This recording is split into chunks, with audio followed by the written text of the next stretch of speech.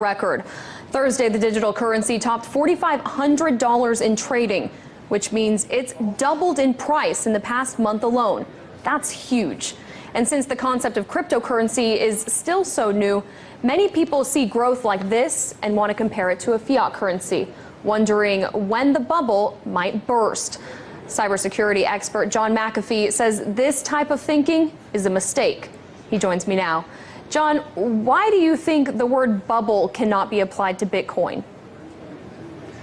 Well, first and foremost, Bitcoin is not a fiat currency. It costs over $1,000 to create a Bitcoin today in electricity and computing costs.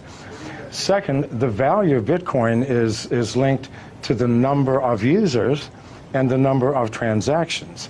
It is not a speculative investment, even though it is being used as such by many people. As the Bitcoin network grows, the value of Bitcoin grows. As people move into Bitcoin for payments and receipts, they stop using US dollars, euros, Chinese yuan, which in the long term devalues these currencies. So what you're seeing is more of a currency devaluation than a bubble in Bitcoin. As more people use it, it has more intrinsic value. And again, the cost of producing a Bitcoin increases with the value of the Bitcoin. So this is not something that we're pulling out of thin air. This is something that's created with massive amounts of electricity and computing power. Well, someone who disagrees with you on the term of bubble when it comes to Bitcoin is Mark Cuban. Back in June, he tweeted, "I think it's a bubble. I just don't know when or how much it corrects." When everyone is bragging about how easy they're making money, that equals a bubble. Now, when he tweeted that, Bitcoin dipped in price. How can one person's random Twitter thread have that effect on the price? And what does it say about Bitcoin's stability? Well, it says nothing about Bitcoin stability. After it dropped $500, it's now at 44. So these temporary fluctuations are meaningless, created by speculators, people who do not understand the fundamental technology of the blockchain. Those who do know that in the long term, these fluctuations will make no difference. The more people who use Bitcoin, the more valuable it will become. This is the only metric we can use. Now, Bitcoin and blockchain go hand in hand, but blockchain's ability to track financial transactions in a way that is incorruptible, it gives it infinite amount of uses outside of the original purpose of using it for Bitcoin. Do you see blockchains overtaking certain aspects of the financial system as we know it now? It will take over all aspects.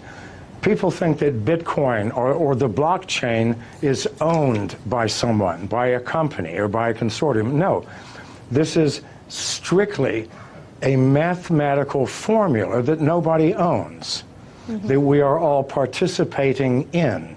And we use the blockchain for everything from fixing supply chain problems in corporations to verifying the authenticity of the sender and receiver in a financial transaction.